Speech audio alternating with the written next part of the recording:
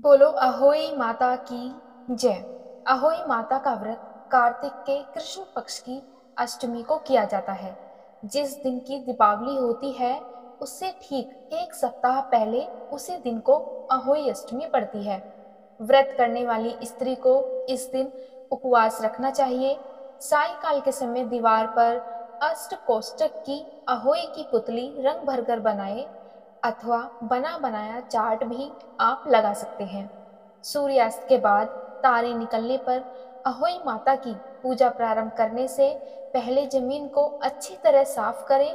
फिर चौक पूरकर एक लोटे में जल भरकर एक पटरे पर कलश की तरह रखकर पूजा करें। पूजा के लिए माताएं पहले से चांदी का एक अहोई या श्याऊ और चांदी के दो मोती बनवाकर डोरी में डलवा लें। फिर रोली चावल व दूध भात से अहोई माता का पूजन करें। जल से भरे लोटे पर स्वास्तिक बना लें। एक कटोरी में हलवा तथा सामर्थ्य अनुसार रुपये का बायना निकाल कर रख लें और हाथ में 7 दाने गेहूं के लेकर कथा सुने। कथा सुनने के बाद अहोई श्याऊ की माला अपने गले में पहन लें और जो बायना निकाला था उसे सासू जी के चरण स्पर्श करके उन्हें दे दें। इसके बाद चंद्रमा को अर्घ्य देकर भोजन करें। दीपावली के पश्चात किसी शुभ दिन अहोई को गले से उतारकर उसका गुड़ से भोग लगाएं और जल के छींटे देकर आदर सहित स्वच्छ स्थान पर रख दें। जितने बेटे अविवाहित हो उतनी बार एक एक तथा जितने बेटों का विवाह हो गया हो उतनी बार दो दो चांदी के दाने अहोई में डालती जाएं। ऐसा करने से अहोई देवी प्रसन्न होकर बेटों की दीर्घायु करके घर में मंगल करती है और इस दिन ब्राह्मणों को पेठा दान करने से विशेष फल की प्राप्ति होती है। आज हम सुनेंगे अहोई अष्टमी के व्रत में सुनी जाने वाली 2 कथाएं। सबसे पहले सुनते हैं पहली कथा। एक नगर में एक साहूकार रहा करता था। उसके 7 लड़के थे। एक दिन उसकी स्त्री खदान में मिट्टी खोदने के लिए गई और ज्यों ही उसने जाकर कुदाली मारी त्यों ही सेई के बच्चे कुदाल की चोट से सदा सदा के लिए सो गए। इसके बाद उसने कुदाल को शाहू के खून से सना देखा तो उसे सेई के बच्चों के मर जाने का बड़ा दुख हुआ, परंतु वह विवश थी और यह काम उससे अनजाने में हो गया था। इसके बाद वह बिना मिट्टी लिए ही दुख प्रकट करती हुई अपने घर आ गई और उधर जब से ही अपने घर में आई तो अपने बच्चों को मरा देखकर नाना प्रकार से विलाप करने लगी और ईश्वर से प्रार्थना की कि जिसने मेरे बच्चों को मारा है उसे भी इसी प्रकार का कष्ट होना चाहिए।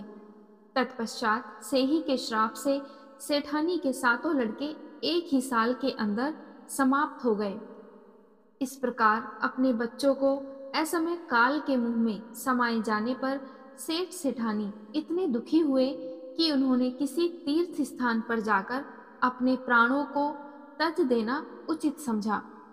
इसके बाद वे घर बार छोड़कर पैदल ही किसी तीर्थ की ओर चल दिए और खाने किए और कोई ध्यान न देकर जब तक उनमें कुछ भी शक्ति और साहस रहा तब तक वह चलते ही रहे और जब वे पूर्णतः अशक्त हो गए तो अंत में मूर्छित होकर गिर पड़े। उनकी ऐसी दशा देखकर भगवान करुणा सागर ने उनको मृत्यु से बचाने के लिए उनके पापों का अंत किया और इस अवसर पर आकाशवाणी हुई कि हे सेठ, तेरी सेठानी ने मिट्टी खोदते समय ध्यान न देकर सेह के बच्चों को मार दिया। इसके कारण तुम्हें अपने बच्चों का दुख देखना पड़ा। यदि अब पुनः जाकर तुम मन लगाकर गौ माता की सेवा करोगे और अहोई माता देवी का विधि विधान से व्रत आरंभ करके प्राणियों पर दया रखते हुए स्वप्न में भी किसी को कष्ट नहीं दोगे तो तुम्हें भगवान की कृपा से पुनः संतान का सुख प्राप्त होगा। इस प्रकार आकाशवाणी सुनकर सेठ और सेठानी कुछ आशावान हुए और भगवती देवी का स्मरण करते हुए अपने घर को चले गए। इसके बाद श्रद्धा भक्ति से न केवल उन्होंने अहोई माता का व्रत किया अपितु गौ माता की सेवा करना भी आरंभ कर दिया तथा जीवों पर दया भाव रखते हुए क्रोध और द्वेष का सर्वथा परित्याग कर दिया। ऐसा करने के पश्चात भगवान की कृपा से सेठ सेठानी पुनः 7 पुत्र वाले होकर अगणित पोत्रों सहित संसार में नाना प्रकार के सुखों को भोगने के पश्चात स्वर्ग को चले गए। अहोई अष्टमी के दिन अहोई माता की पूजा करने के साथ साथ गौ माता की सेवा भी अवश्य करनी चाहिए। ऐसा करने पर अवश्य ही संतान सुख के साथ साथ संपत्ति सुख की प्राप्ति होती है। अब सुनते हैं अहोई माता की दूसरी कथा। एक साहूकार था जिसके 7 बेटे थे और 7 बहुएं तथा एक बेटी थी। दीपावली से पहले कार्तिक बदी अष्टमी को 7 बहुएं अपनी ननंद के साथ जंगल में खदान में मिट्टी लेने गई। जहां से वे मिट्टी खोद रही थी वहीं एक शाहू की मांद थी। मिट्टी खोदते समय ननंद के हाथ से सेही का बच्चा मर गया। तब शाहू माता बोली कि अब मैं तेरी कोख बांधूंगी। तब ननंद अपनी 7 भाभियों से बोली कि तुम में से मेरे बदले कोई अपनी कोख बंधवा लो। 7 भाभियों ने अपनी कोख बंधवाने से इनकार कर दिया, परंतु छोटी भाभी सोचने लगी कि यदि मैं कोख नहीं बंधवाऊंगी तो सासू जी नाराज होंगी, और ऐसा विचार करके ननंद के बदले में छोटी भाभी ने अपनी कोख बंधवा ली। इसके पश्चात जब उसके जो लड़का होता तो 7 दिन बाद मर जाता। एक दिन पंडित को बुलाकर उन्होंने पूछा कि क्या बात है कि मेरी संतान 7वें दिन मर जाती है। तब पंडित ने कहा कि तुम सुरही गाय की पूजा करो। सुरही गाय श्याऊ माता की भाईली है, वह तेरी कोख छोड़े तब तेरा बच्चा जिएगा। इसके बाद से वह बहू प्रातःकाल उठकर चुपचाप सुरही गाय के नीचे साफ सफाई आदि करके जाती। एक दिन गौ माता बोली कि आजकल कौन मेरी सेवा कर रहा है, तो आज मैं देखूंगी। गौ माता खूब तड़के उठी, तब वह क्या देखती है कि एक साहूकार के बेटे की बहू उसके नीचे सफाई आदि कर रही है। गौ माता उससे बोली कि क्या मांगती है। तब साहूकार की बहू बोली कि श्याऊ माता तुम्हारी भाईली है और उसने मेरी कोख बांध रखी है, सो मेरी कोख तुम उनसे छुड़वा दो। गौ माता ने कहा कि अच्छा। अब तो गौ माता समुद्र पार अपनी भाईली के पास उसको लेकर चली। रास्ते में कड़ी धूप थी, सो वे दोनों एक पेड़ के नीचे छाया में बैठ गई।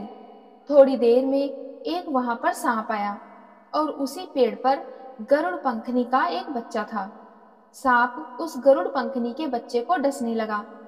तब साहूकार की बहू ने सांप को मारकर ढाल के नीचे दबा दिया और उस गरुड़ पंखनी के बच्चे को बचा लिया।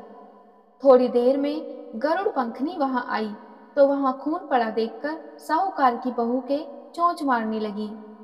तब साहूकारनी बोली कि मैंने तेरे बच्चे को नहीं मारा, बल्कि सांप तेरे बच्चे को डसने आया था। मैंने तो उससे तेरे बच्चे की रक्षा की है। यह सुनकर गरुड़ पंखनी बोली कि मांग, तू क्या मांगती है।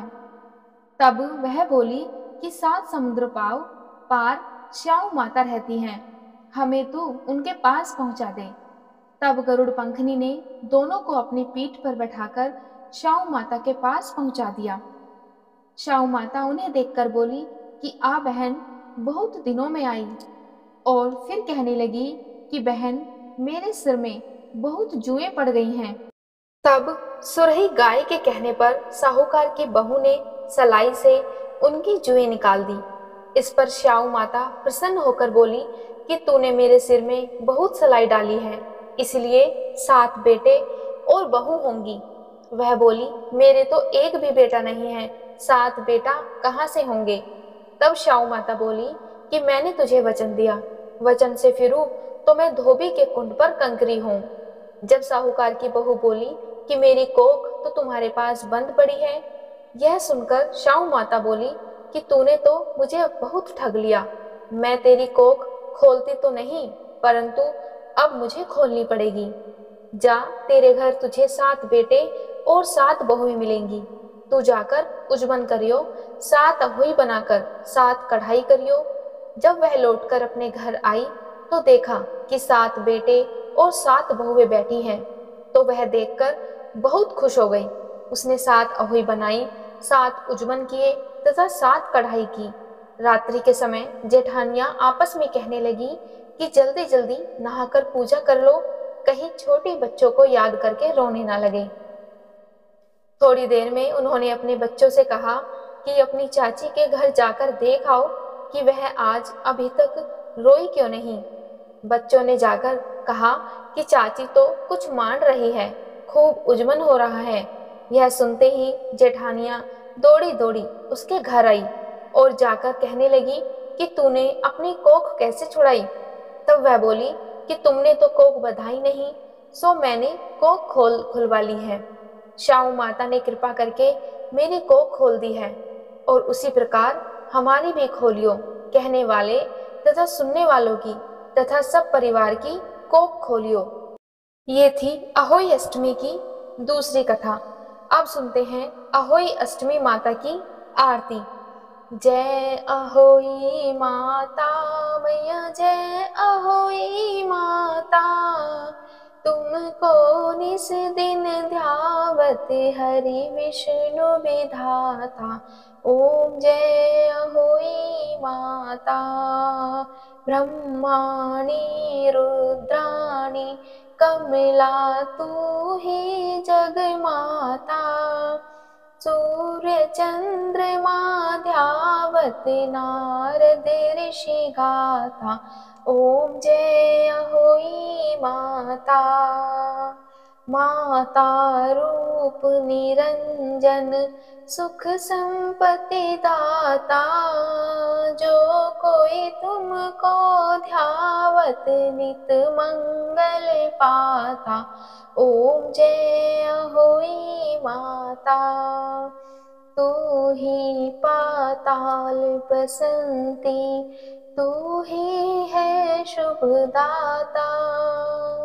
कर्म प्रभाव प्रकाशक जग निधि से त्राता। ओम जय अहोई माता, जिस घर थारो वासा वाहि में गुण आता। कर न सके सोई कर ले मन नहीं घबराता। ओम जय अहोई माता, तुम बिन सुख न होवे पुत्र न कोई पाता। खान पान का वैभव तुम बिन नहीं आता। ओम जय अहोई माता, शुभ गुण सुंदर युक्ता क्षीर निधि जाता।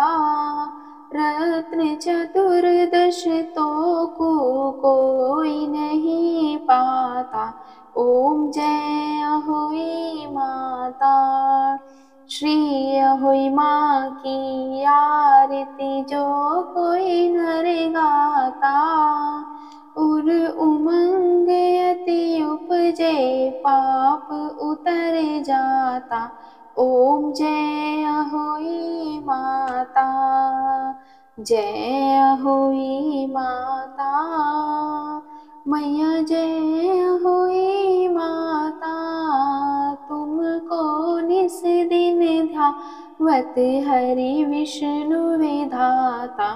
ओम जय अहोई माता। बोलो अहोई माता की जय। अहोई माता सब पर अपनी कृपा बनाए रखो। आज की वीडियो में इतना ही। उम्मीद है आपको आज की वीडियो पसंद आई होगी। अगर आपको वीडियो पसंद आए तो वीडियो को लाइक और कमेंट बॉक्स में जय अहोई माता अवश्य लिखिएगा। और हाँ, अगर आप चैनल पर पहली बार आए हैं तो चैनल को सब्सक्राइब जरूर करिएगा।